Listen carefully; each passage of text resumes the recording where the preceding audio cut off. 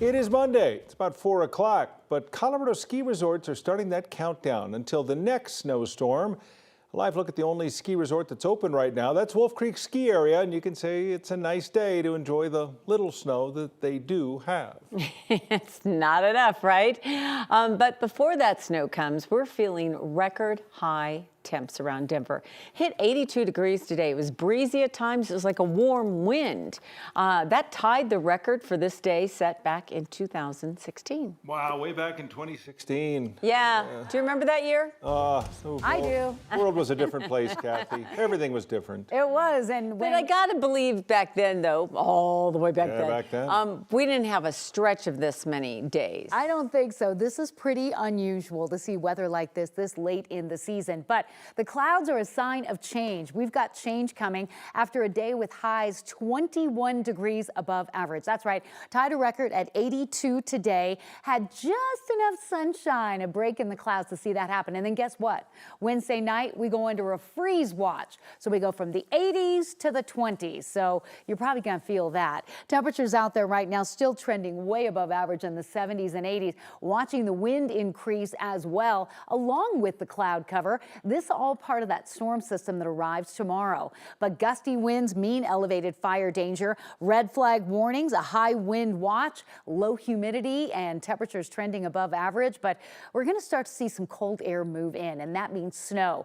Beneficial snow, Tom, for the mountains. So maybe another resort will open with up to a foot of snow possible from Steamboat, Aspen down to the Telluride area. So yeah, we've got some impactful weather coming in the next couple of days. Colder weather, the chance for some showers tomorrow, mixing with snow Wednesday morning, hard freeze early Thursday morning. Maybe, just maybe, that rain mixes with snow in Denver. I don't have accumulation in Denver, but a few flakes, a tenth of an inch, maybe we get that first measurable snowfall. We'll see. You've got time, though. This evening is beautiful to get out and run those Halloween errands and plan your outfits accordingly. I'll have the Halloween forecast and the timing of the rain and snow. Oh, yeah, and the cold coming up. All right, Kathy, thanks. The McDonald's Quarter Pounder is set to return this week without the slivered onions. The FDA believes it was the onions that caused a deadly E. coli outbreak in 13 states, including here in Colorado. The president of the fast food chain was apologizing to customers today. On behalf of the McDonald's system, I want you to hear from me. We are sorry. For those customers affected, you have my commitment that, led by our values, we will make this right. The restaurant says testing showed no problems stemming from the actual hamburger patties. McDonald's saying the California-based produce company Taylor Farms supplied the onions and they've been recalled. The FDA is now investigating the company's Colorado Springs facility. In all, 75 people were made sick, 26 here in Colorado, and one Mesa County resident died. A live look at the White House tonight. Its last full week of campaigning for the presidential candidates. You could call it a battleground blitz. Vice President Harris is visiting each swing state 4 days. Meanwhile, former President Trump is hosting a rally in Atlanta tonight. Millions of people have already cast their ballot early, but there's still 8 days left to vote in person. The voting times for polling locations vary across the country. The first polls are scheduled to close at 4 o'clock Denver time in Indiana and Kentucky next Tuesday. And then closings come in waves on the East Coast, depending on the state. In Colorado, you have until 7 o'clock on Election Day. The last state to close polls will be Alaska. Don't forget, you can register and vote up until the close of the polls in Colorado. Our team is making it easy for you. All the information you need to make your vote count. Just text the word VOTE to 303-871-1491. We'll send you back a full voter guide.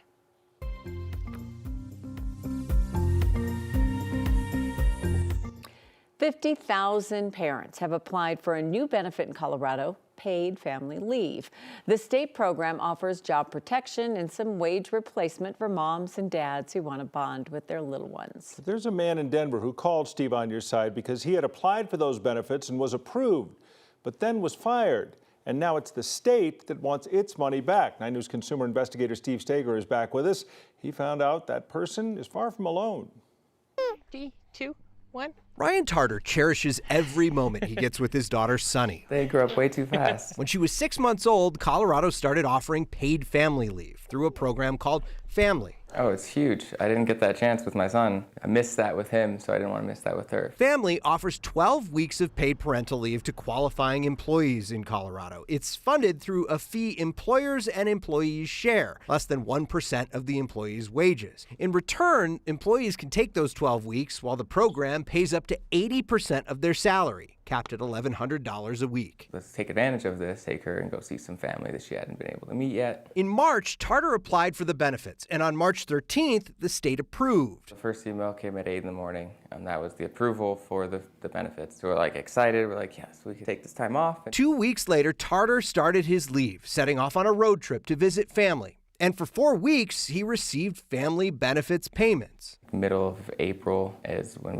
I got another email from family saying that a grievance had been filed. A grievance filed by his employer. And then I got another email back like the next day saying that I need to pay back what I had been receiving, or I've had received so far. In the middle of our road trip, that was a big hit. See, that same day Tarter got an email saying he was eligible for benefits, the state also informed his boss. And at 5:08 that same evening, Tarter's boss emailed him. I am forced to let you go in order to replace you with an employee that will show up reliably and on time. Tarter lost his job the same day he was approved for paid leave. There was no indication that he had any ill feelings towards me or anything. It just was completely out of the blue. He says he checked in with the state about that job loss several times and was told he was still eligible for those leave benefits. Now, all these weeks later, the state suddenly said Tarter wasn't eligible because he wasn't employed when his leave started.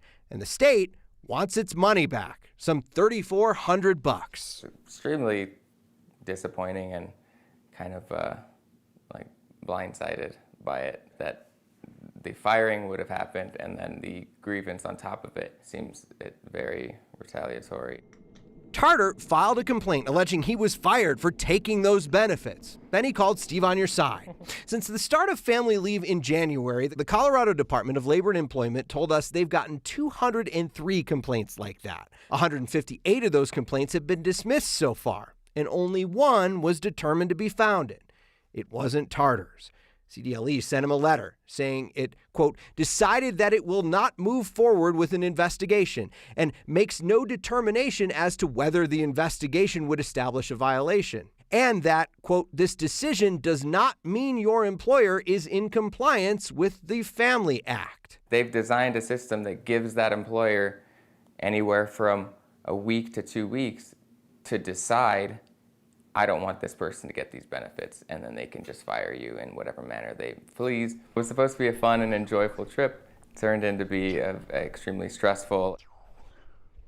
For his part, Tarter's boss told the state his decision had nothing to do with the leave and that he fired Tarter for other reasons, though there wasn't much documentation of those reasons in his response to that complaint. Tarter says that he told his boss he planned to take this leave for months before he actually applied for it. Appears his boss may not have understood how the program works. He still hasn't paid the state back. He's now working with an attorney.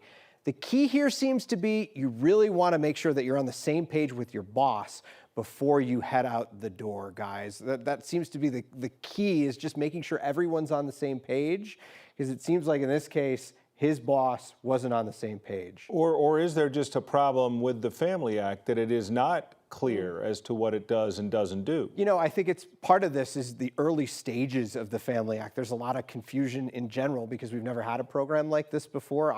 This is my first day back from being on family leave for 12 weeks. And I will say there was some confusion with the employers and trying to get things all sorted out. We were able to sort it out pretty easily. Obviously, this case took a lot more and a complaint to the state. But there's so much novelty with this. I think a lot of people are just trying to wrap their arms around. Well, for what it matters, we're really glad you spent time with Oliver, and we're glad you're back here, too. It's good to be back. By the way, Steve on Your Side at 9news.com. I want your emails about consumer problems. Okay. And you're going to bring Oliver in soon? Oh, yeah.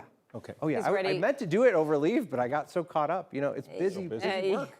It's tough being on our side. It is. Steve, thanks. Good to see you. Yep. Yesterday, the Broncos cruised to that 28-14 win over Carolina. That 14-point loss did sit well with some of the Panther players. A couple of them were heard yelling at Sean Payton on the field after the game, accusing him of running up the score. And Payton was again asked about those comments this morning. still not too thrilled to have to address it. Hey, Coach, after the game, a number of Panthers players that were frustrated, felt like you were running the score up. I know. How do you respond to that? Listen, I said it last night. We're trying to finish the game the right way. We're not trying to run up the score on anyone. It's the National Football League. I've been in games with a 28-point lead in the fourth quarter and lost. So we're trying to finish. The Burton throw from Sutton is trying to continue a drive. Play better. Play better. Good tip. You know, you also have to remember that Sean Payton was on the wrong end of a 70-point game last year. Yeah, so he's felt that pain. And like he said, it's the National Football League. You know, Yeah. the other team's not going to stop playing. Yeah. If you can't beat them, that's going to No one came over to offer him a lollipop or anything, or Long, pat him tough on the day. back or anything like that. So. More importantly, though, the Broncos, of course, had built a comfy halftime lead, and that was a proper way to set the table for what most people had actually come out to the stadium to see, and that was the halftime entertainment. Yeah, it was big. It was very important. People circled this day on their calendar. The Broncos held their annual Corgi race, and our own Chris Bianchi was there with his dog Penny racing. We got an exclusive pre-race interview with Chris, sharing Penny's strategy. If she runs in a straight line, we're feeling good. The odds of that happening are very low. And Chris turned out right. Penny got off to a really great start, but then she kind of got distracted by a road cameraman before racing to the finish. She came in third place in her heat and still made her dad proud. Rogue cameraman, I think that's where he was supposed to be. Well, sometimes if you're right there in the middle, Penny's the one, you want to stop? You want a photo op? I'm going to stop, you know? Third place, but we are still awaiting the drug testing results on the first and second place finishers. You never know. And, you know, Penny could be bumped up. so They might have had some treats that had enhanced their speed. you never know. You never know. It's Corgi racing. It's very important.